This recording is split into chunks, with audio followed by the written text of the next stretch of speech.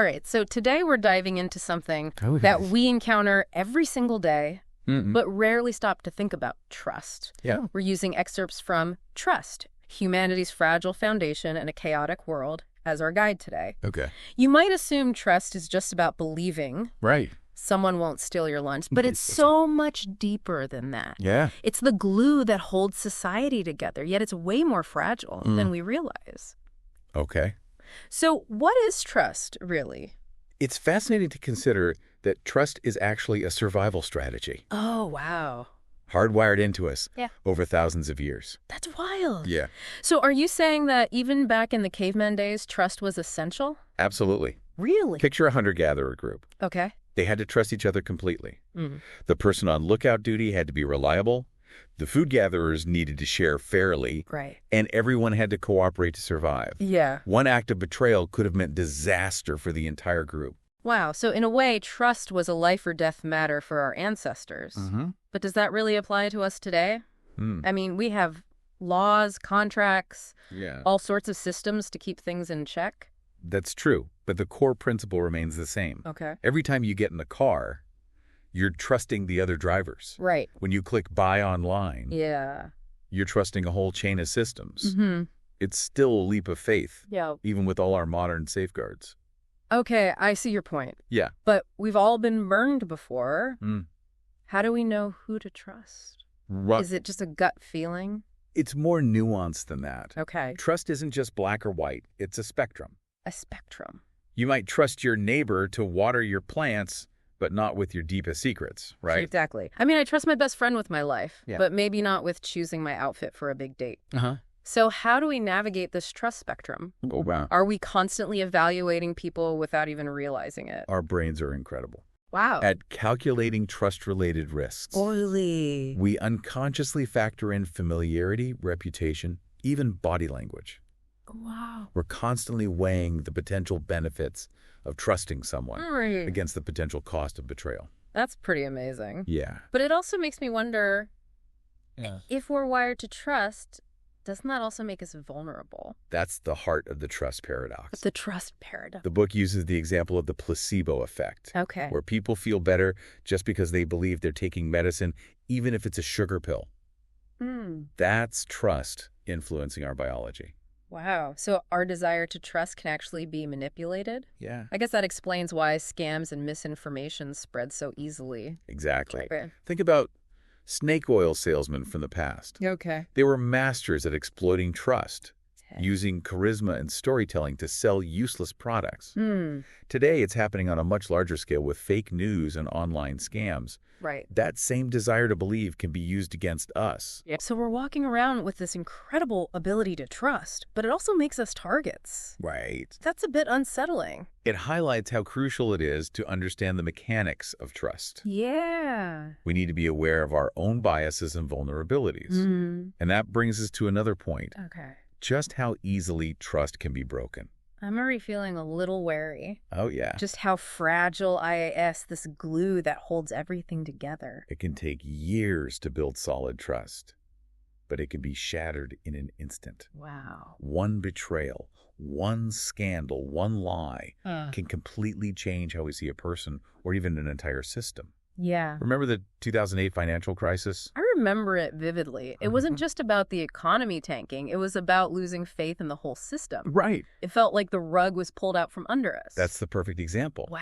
It took years to even begin to rebuild trust in banks and the financial system as a whole. And this erosion of trust isn't limited to finance.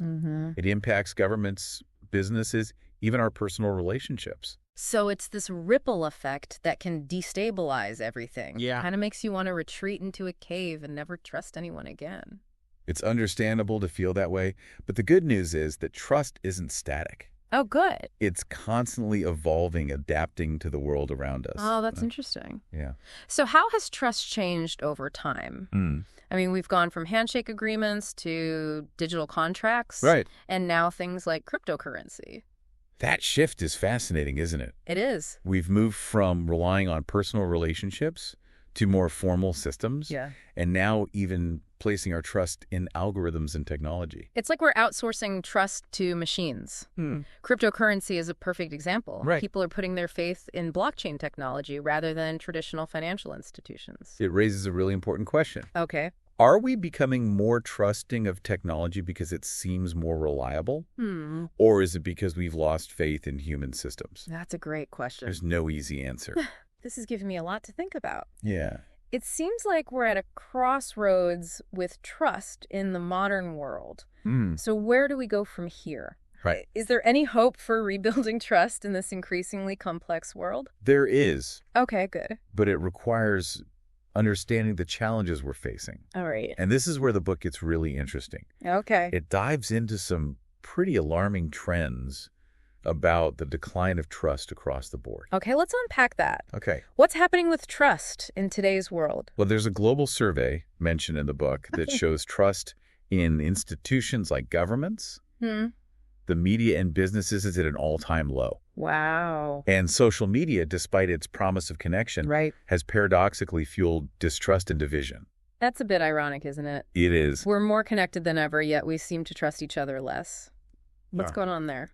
The book argues that social media platforms with their algorithms, fake news, and echo chambers actually contribute to this problem. We end up in these tribes based on curated realities, making it harder to trust information or perspectives outside our own bubble. So instead of bringing us together, social media is actually driving us further apart. It's a complex issue, but the book suggests that social media has played a role in eroding trust in information institutions and even each other. So we're in this digital age where trust is declining, but it's not just some abstract problem, right? It has real consequences.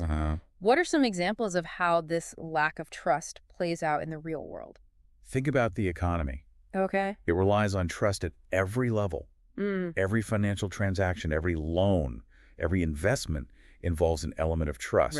And when that trust breaks down, it can have a devastating impact on the entire system. Wow. We see that in market volatility, inflation, supply chain issues. Yeah. All of these things can be exacerbated by a lack of trust. That's a sobering thought. It seems like we're caught in this vicious cycle where the more trust erodes, the more unstable our systems become. It's a real concern. Yeah. But the book also offers hope. Okay. By exploring potential solutions and strategies for rebuilding trust. Okay, I'm all ears. Right. What can we do to reverse this trend? One of the ideas the book explores is the role of transparency. Okay. We tend to trust what we can see, right? Right. But it turns out that transparency can be a double-edged sword. Wait, really? Yeah. I always thought transparency was the key to building trust. It seems logical, but the book argues that excessive transparency can actually backfire. It's like focusing on every little crack in a building's foundation. Okay. Instead of seeing the strength of the entire structure. Okay. I'm intrigued. Yeah. How can being too transparent actually damage trust? Think about it this way. If we're constantly bombarded with information about flaws, mistakes, and vulnerabilities, it can create a sense of negativity and erode our trust in the overall system. Okay. It's like focusing on the cracks in the foundation instead of seeing the strength of the entire building. So it's like if we see every single mistake a company makes, we might start to think they're incompetent, even if they're generally doing a good job. Exactly. Okay. And this applies to individuals as well. Right. If someone is constantly airing their dirty laundry or oversharing their personal struggles, it can make us question their judgment and reliability. Oh, yeah. There's a balance to be struck between being open and honest without overwhelming people with too much information. That makes sense. It's like you want to know your doctor is skilled and experienced. Right. But you don't necessarily need to hear about every surgery that went wrong in their entire career. Precisely. Wow. And this is where the book takes a bit of a darker turn. Okay. It introduces this concept of social credit systems. Okay. Have you heard of those? Vaguely. It's like that episode of Black Mirror where everyone is constantly rating each other. Right? Yeah. It seemed pretty dystopian. That's a fictionalized version. Yeah. But some countries are actually experimenting with these systems in the real world. Really? Basically, they assign trust scores to individuals based on their behavior both online and offline. So if you pay your bills on time and don't jaywalk, you get a high score. Yeah. But if you post something controversial online or get a bad Uber rating, your score goes down. That's the general idea. Wow. And the consequences of having a low trust score can be pretty severe, from limited travel options to social exclusion, even difficulty accessing loans or certain jobs. That's crazy. The whole new level of surveillance and social control. This is making me think about how much data we willingly share these days. Right. Are we sleepwalking into a world where our every move is tracked and judged? That's a valid concern. Yeah. The book raises some serious ethical questions about these systems. Okay. Do they actually foster trust, or do they create a culture of fear and conformity? Are they a tool for social engineering, or simply a way to improve efficiency and security? Right. It's a complex issue with no easy answers. On the one hand, I can see how these systems could be used for good, like identifying bad actors and preventing crime. Right. But it's easy to see how they could be abused to silence dissent and control people's behavior. It's a slippery slope. Yeah. And it highlights the importance of having open and honest conversations about these technologies before they become too widespread. We need to consider the potential consequences, both positive and negative. It seems like we're at a crucial point where we need to decide what kind of future we want to build. Yeah. Do we want to live in a world where trust is reduced to an algorithm, or do we want to reclaim what it means to trust each other authentically? I think that's one of the key messages of the book. Okay. Trust is not something that can be quantified or automated. Right. It's a human quality rooted in empathy, understanding, and a willingness to be vulnerable. That's a powerful reminder. Yeah. So even though the book presents a pretty bleak picture of declining trust, it also offers some hope for the future. Definitely. Okay, good. It emphasizes that despite all the challenges we face, Right. trust is incredibly resilient. Oh, wow. Throughout history, we've seen trust being broken and rebuilt time and time again. It's in our nature to seek connection and cooperation. I'm thinking about times of crisis like after World War II or during the COVID-19 pandemic. Right. Didn't we see incredible acts of trust and solidarity during those difficult periods? Exactly. Yeah. The formation of the United Nations after World War II was a huge act of trust. Wow. With countries coming together to try to prevent future conflicts. Right. And during the pandemic, we saw healthcare workers, scientists, and everyday people stepping up to help each other, often at great personal risk. Those examples give me hope. Yeah. Even in the darkest of times, trust can shine through. Yeah. So how do we tap into that resilience and rebuild trust in a more sustainable way?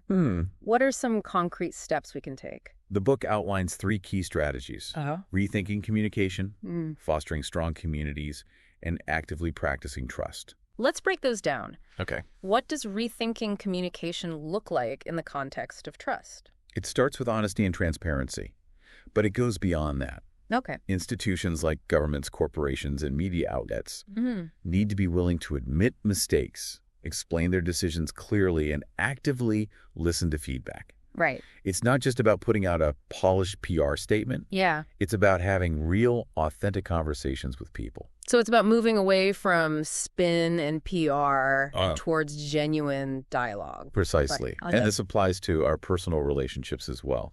Being open and vulnerable with each other can build stronger connections and foster trust. That makes sense. Yeah. What about the idea of fostering strong communities? Okay. How does that tie into rebuilding trust?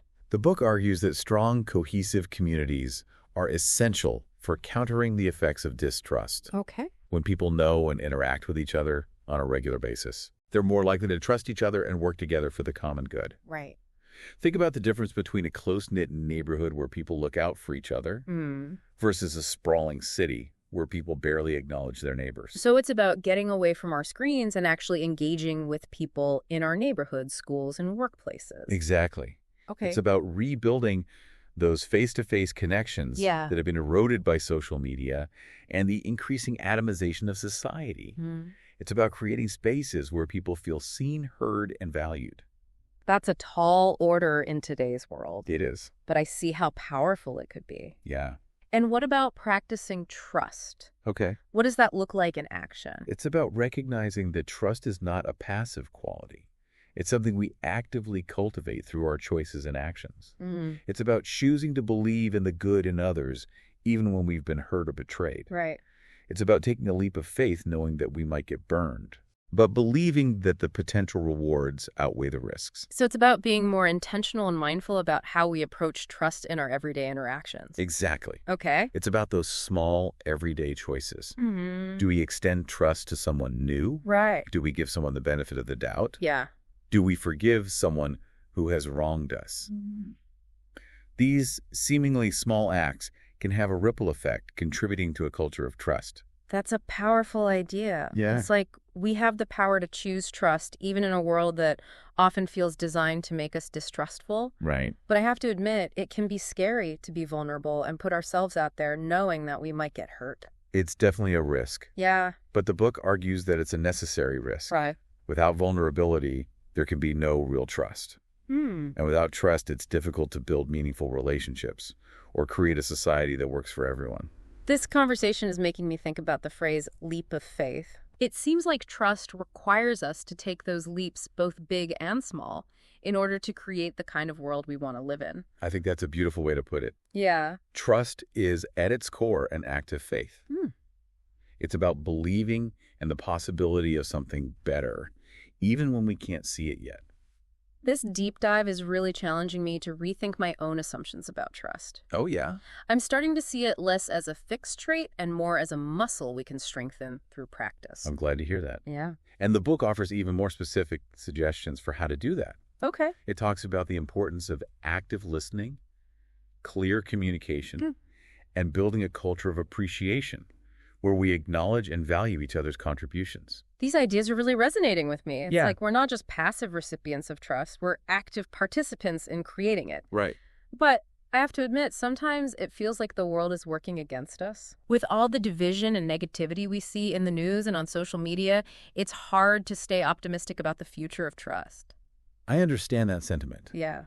It's easy to feel overwhelmed by the negativity. Right.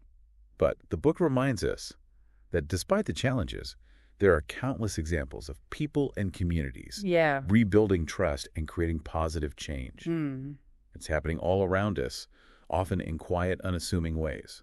Can you give me some examples? Yeah. I need a dose of optimism. Absolutely. Okay. Think about grassroots organizations working to build bridges between communities. Right. Or individuals who are choosing to have difficult conversations across political divides. Or even just those everyday acts of kindness that remind us of the good in humanity. Those are all powerful examples. Yeah. Even though trust is facing some serious headwinds, it's still alive and well if we know where to look. Exactly. Yeah. And the more we focus on those positive examples, the more we amplify them and contribute to a culture of trust. This conversation is really shifting my perspective. Okay. It's like instead of getting bogged down in the negativity, we can choose to focus on the possibilities, on the people and organizations that are actively working to rebuild trust.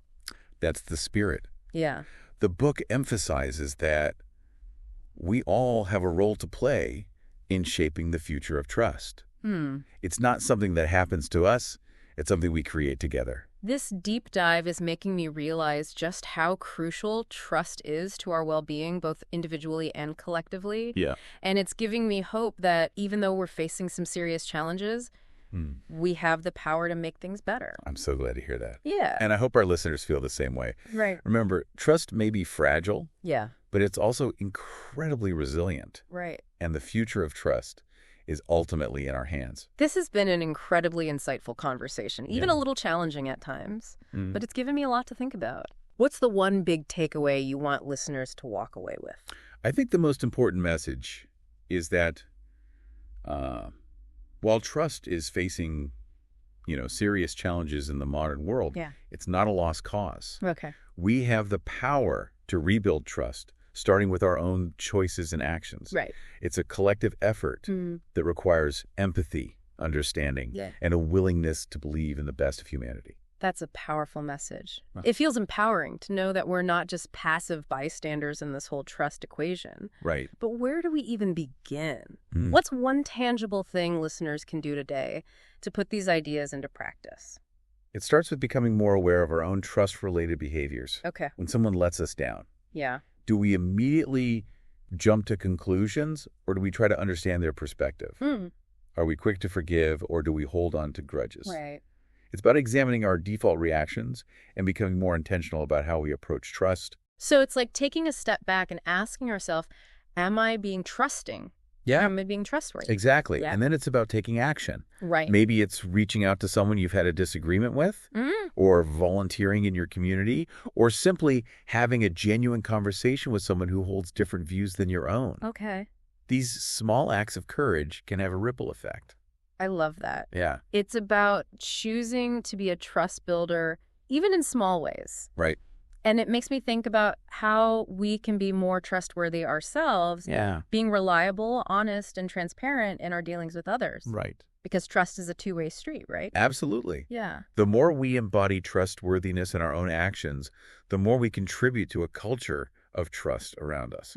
It's about leading by example and inspiring others to do the same. This deep dive has been a real eye-opener. Oh, yeah. Trust is so much more complex than I ever imagined. It is. It's fragile yet resilient. And it truly underpins every aspect of our lives. Right. From our personal relationships to the functioning of global systems. It really does. It's almost overwhelming to think about how crucial it is.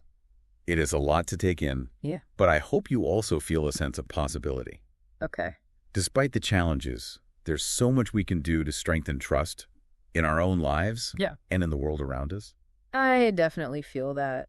It's inspiring to know that we're not powerless in the face of declining trust. Right. We have agency. We have choices. Yeah. And we can make a difference. Exactly. And that's a message worth spreading. Right. The more people understand the power of trust and the importance of actively nurturing it, the better equipped we'll be to navigate the complexities of the modern world. Well said. Thank you. As we wrap up this deep dive, I want to thank you for sharing your expertise and insights. You're welcome. It's been a fascinating and thought-provoking journey. It's been my pleasure. And I encourage all our listeners to continue exploring this topic. It's an ongoing conversation. And the more we engage with it, the more we contribute to creating a world where trust flourishes. So as we go about our day, let's all try to be a little more trusting, a little more understanding, and a little more willing to take that leap of faith. I like that. Because in a world that often feels divided and uncertain, trust is the bridge that connects us. Beautifully said. Thank you. And on that note, I think it's time to wrap up this episode. Okay. Thank you for joining us on this exploration of trust. Until next time, keep diving deep. Yes. And keep trusting. Absolutely.